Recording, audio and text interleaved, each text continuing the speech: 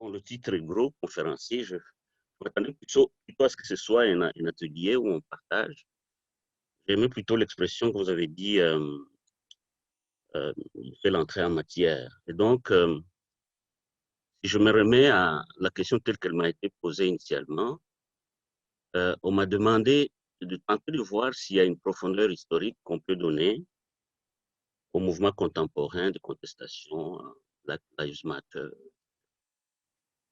Et dans mes réflexions depuis, je peux dire, une dizaine d'années, je tente de voir s'il y a une histoire de la contestation non violente ici au Québec, au Canada en général, contre la ségrégation raciale qui a été menée contre les Noirs. Et si dans le mouvement qu'on connaît, le plus connu de mouvement, c'est l'Underground Railroad, en français on traduit par chemin de fer souterrain. Si le Canada, effectivement, a pu en créer une histoire qui devient une référence pour les autres mouvements qui vont suivre. L'histoire du Canada, chacun l'écrit à sa façon. Un jour, j'étais allé à une présentation sur l'autre histoire de Montréal écrite par les Juifs, si vous voulez, et on me montrait comment, à travers des petites choses comme la cuisine et tout, les communautés juives ont aussi marqué la ligne. Donc, j'aurais un petit cadrage à faire pour commencer, c'est de préciser que quand on parle d'abolition, il faut distinguer, premièrement, le mouvement anti-esclavagiste, qui est considéré comme le travail qui a été fait par les philosophes et les philanthropes. Ils ont fait, c'est pourquoi on ne les appelle pas abolitionnistes, parce que bon, ils ne l'étaient peut-être pas. Hein. Par exemple, quelqu'un comme Voltaire va écrire beaucoup sur le mal de l'esclavage. Il va dénoncer. On sait que Montesquieu a fait un travail énorme. Il est parmi les premiers qui font un travail remarquable. Mais il ne pense pas nécessairement qu'il faut abolir. Il préconise même des méthodes pour adoucir le comportement du maître par rapport à l'esclave. Vous savez que dans la Bible, si vous avez parcouru, même la Bible autorise l'esclavage de quelque manière, dans le sens où, en fait, dans la Bible, tout ce qu'on dit, c'est que le maître traite l'esclave d'une certaine façon. Donc, il n'y a pas contestation, du point de vue religieux, moins dans l'histoire qu'on connaît de l'esclavage. Donc, c'est un premier cadrage à faire. Donc, on parle d'abolitionnisme à partir du moment où les gens s'engagent pour lutter, hein, c'est-à-dire poser des actions concrètes contre la traite et l'esclavage. C'est-à-dire le jour où non seulement on se dresse contre un évêque qui dit oui, je suis contre l'esclavage, mais aussi on se dit, mais vous devez même libérer celui qui est chez vous à la paroisse, qui est en train à l'évêché et qui fait la cuisine en esclave, il ne fait pas la cuisine comme travailleur. Donc il y a ces distinctions à faire. Et je ferai remarquer, c'est une autre introduction, évidemment, on pourra chercher davantage des jus si les gens me posent les bonnes questions, j'estime qu'elles seront. Je mettrai l'accent sur la prépondérance de l'action religieuse dans l'abolition. Et je soulignerai beaucoup l'action des Quakers. En disant ceci, je ne suis pas en train de dire à tous les Noirs adhérez chez les Quakers parce que ce sont les premiers qui ont lutté fortement pour l'abolition, mais simplement pour dire qu'il y a comme des hommes de destin dans l'État de Pennsylvanie, l'État qui est bâti par Guillaume Penn. Guillaume Penn, qui est le fils de l'amiral, du vice-amiral Penn, qui reçoit du roi d'Angleterre, en retour de la dette qu'on devait lui payer, il avait donné des avances au roi, et le roi ne pouvant pas payer, lui dit, bon, ok, je vous concède un territoire dans les sud du Maryland, et ça va être la Pennsylvanie. Alors, il vient, il s'établit là-bas, et ce qu'il va faire, c'est appliquer le principe on connaît les Quakers, ils disent tout le monde est ami. Pour être un vrai chrétien, c'est-à-dire sur l'exemple de Jésus, on n'a pas besoin d'être baptisé. si on est égal, ça veut dire que je peux vous parler avec mon chapeau sur la tête. Nous, Quakers, on est non-violents, ça veut dire qu'on ne participe pas à la guerre. On ne prête serment devant personne. Tout ceci fait un cocktail qui fait en sorte que, quand il dirige la Pennsylvanie et les autochtones, que Voltaire appelle les naturels du pays, et les Noirs, et les Acadiens qui avaient fui, qui étaient persécutés parce qu'on les soupçonnait d'avoir trahi la monarchie, il les accueille, il leur donne à manger, il commence à concocter quelque chose. Et il va émerger un homme, plus tard, qui s'appellera Anthony Benezet, qui était natif de la Picardie. Je pourrais vous dire d'autres gens qui ont suivi presque son même parcours. Alors, ils vont d'abord être, ils vont fuir avec comment on appelle ça, la révocation de l'édit de Nantes. Ils vont fuir en Angleterre. Ensuite, ils viennent s'installer à Pennsylvanie. Et en Pennsylvanie, à Philadelphie précisément, il commence à militer parmi les Quakers. Et là, il va créer un réseau des gens qui appliquent les méthodes Quakers pour lutter contre l'esclavage en exigeant l'abolition de façon très, très prononcée. Et donc, parmi les choses qu'il fait, il dit il faut donner aux nègres, c'est comme ça qu'on les appelle, il faut donner aux nègres la possibilité d'étudier, il faut leur donner la possibilité d'accéder aux moyens de s'en sortir, puisque l'abolition risque d'être un vain mot si, une fois qu'ils sont en liberté, ils sont obligés de retourner chez les maîtres qui les avaient assujettis pour pouvoir se nourrir et avoir où dormir. Donc, l'école était importante. Il va créer une école, il va renoncer jusqu'à son salaire, il va renoncer à l'école publique où il était, il va créer son école, il va faire un testament d'avance pour dire à sa femme, dès que je serai mort, tout ce qui sera héritage de moi, il devra aller à cette école-là. Beaucoup de gens vont le suivre. Les premières écoles vont être donc de Noirs. Elles vont être issues de cette initiative d'Anthony Bennett. En passant, parce qu'il ne faut pas que je passe tout le temps là-dessus, je vais signaler un personnage semblable à Paris. En fait, c'est un natif, lui, de Amberménil.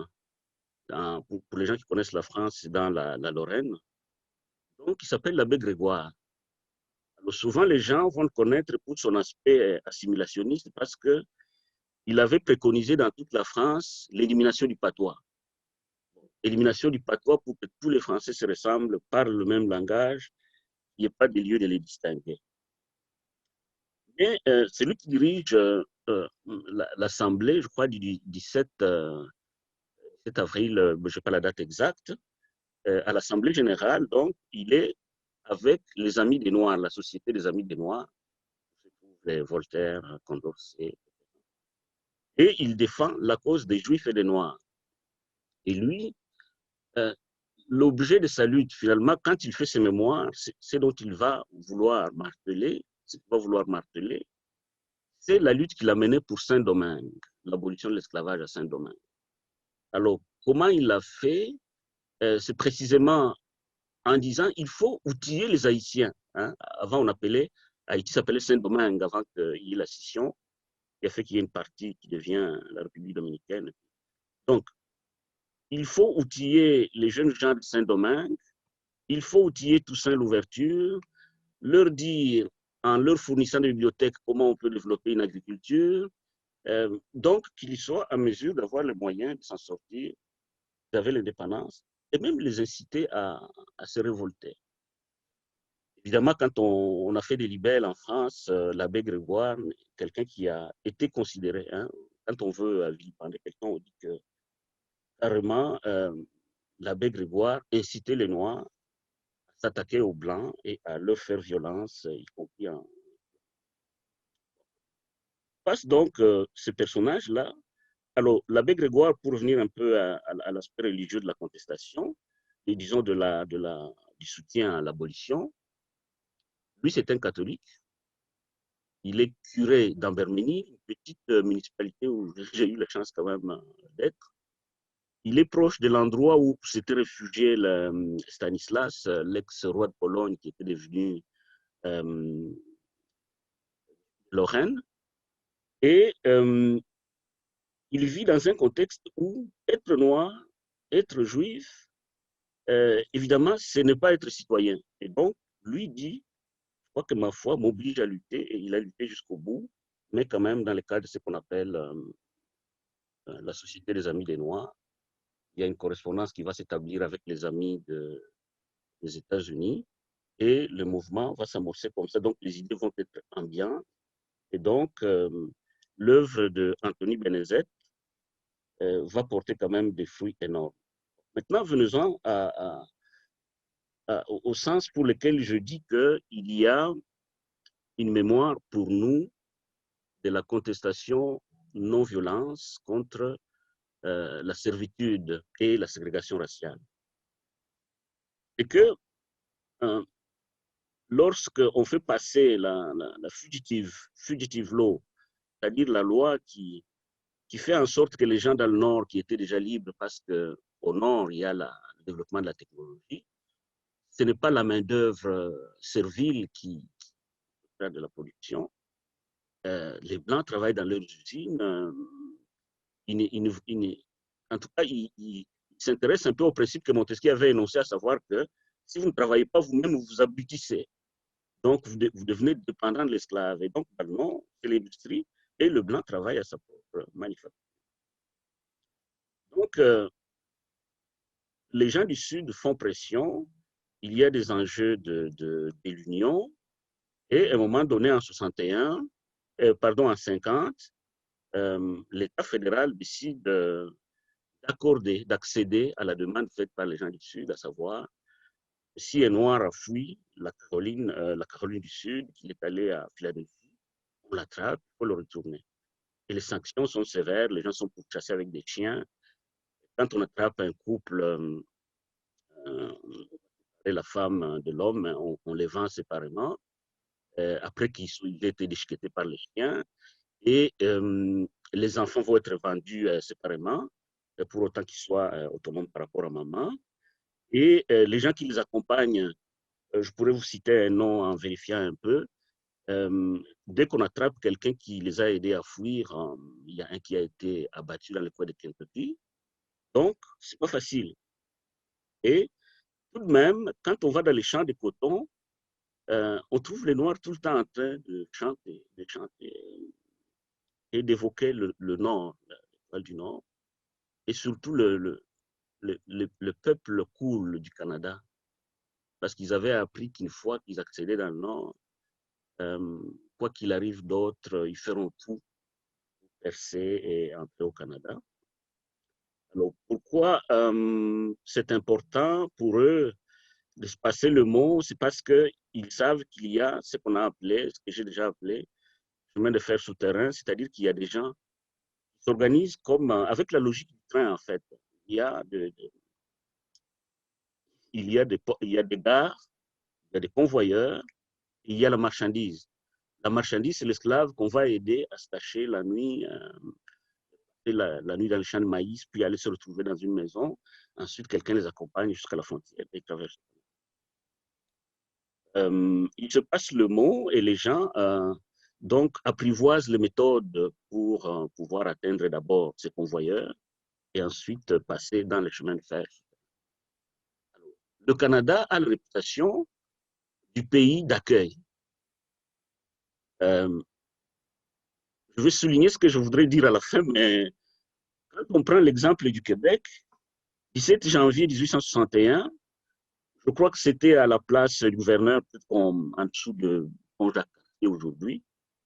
17 janvier, les gens se réunissent parce qu'il y a un certain Anderson qui, pour forcer le Canada à le retourner aux États-Unis, avait décidé de l'accuser d'avoir tué quelqu'un.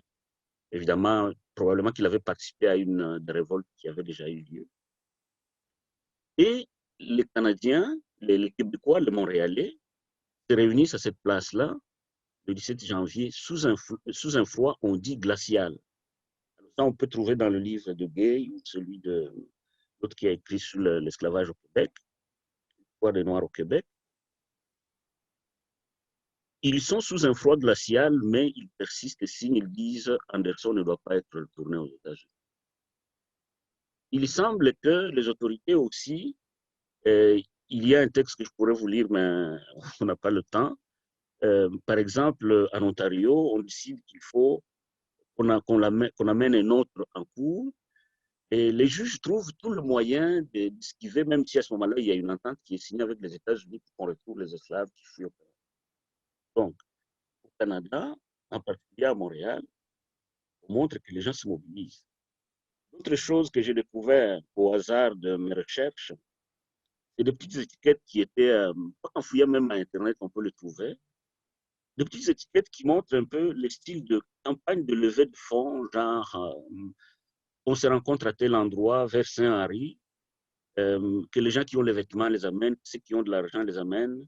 On va aider nos amis qui sont venus des États-Unis, probablement qui étaient le passage parce que dans la majorité des cas, beaucoup sentaient qu'ils iraient du côté de Toronto ou de Kingston où ils trouveraient plus facilement d'argent parce qu'il y avait un protocole plus développé là-bas pour les accueillir. Mais quand même, ils étaient à Montréal et Montréal s'arrangeait pour agir selon la forme qu'on peut considérer comme typiquement québécoise, c'est-à-dire catholique. Euh, le nécessiteux, il faut l'assister. Un devoir des chrétiens de se mobiliser, de se rencontrer, d'organiser un événement, que les artistes viennent parler, qu'on collecte les fonds et que bon, un autre élément qui a été souligné par Marcel Gay, l'auteur québécois que je viens d'évoquer, c'est aussi que des gens se sont organisés. Alors, il parle de libéraux blancs et des noirs engagés, se sont mis ensemble pour créer ce qu'on appelle la Ligue pour la lutte contre l'esclavage. Parce qu'il faut dire qu'au Canada, on a toujours fait ce reproche que les gens étaient anti-esclavagistes, mais ils étaient très tardifs à accepter l'abolition. Ils les avaient. Un ami nous a signalé même dernièrement que lui, voyant ce qu'il avait vu dans une réunion des officiels, il avait l'impression que l'ex-esclavagiste forme. Bon, bref, moi, ce que je voulais dire pour cette cette entrée en matière, c'est de dire qu'il y a ici une histoire de la lutte non violente. Et les gens étaient prêts à poser des actions directes. Que ce qui se passait à la frontière des États-Unis est répercuté en Ontario et ici à Montréal, Montréal qui est quand même cosmopolite. Les gens ont des attitudes euh, choquées devant la violence d'un humain contre un humain. Même si nous sommes des humains, il y a toujours des choses qui persistent. Il y a toujours un petit taillot qui est difficile à déraciner, mais quand même, Montréal est une ville qui a une histoire. Le Québec est une province qui a une histoire, des gens de lutte, probablement parce que quelqu'un me faisait remarquer, mon collègue Normand Baudet, que les Québécois, en fait, ils ont tout gagné à la force de leur poignet, c'est-à-dire qu'il fallait lutter à la constitution, ils étaient habitués à des luttes. Et quand ils voient un autre peuple en lutte, et donc je termine en disant l'intérêt de pouvoir souligner cette mémoire qu'on pourra très bien documenter avec des faits, des dates et tout. L'intérêt, c'est de... Je vais citer une petite phrase de Michelet, l'historien qui parlait beaucoup de la Révolution française, mais aussi de l'histoire des peuples. Alors, il dit ceci, l'humanité sans doute peut être méchante, mais ce qu'elle a de positif, il faut le lui rendre. Donc, il faut être capable de reconnaître, garder bonne mémoire de ce qui a été fait de positif, pour notre évolution cognitive qu'on reçoit dans l'histoire. Moi, pour l'instant, je peux m'arrêter là.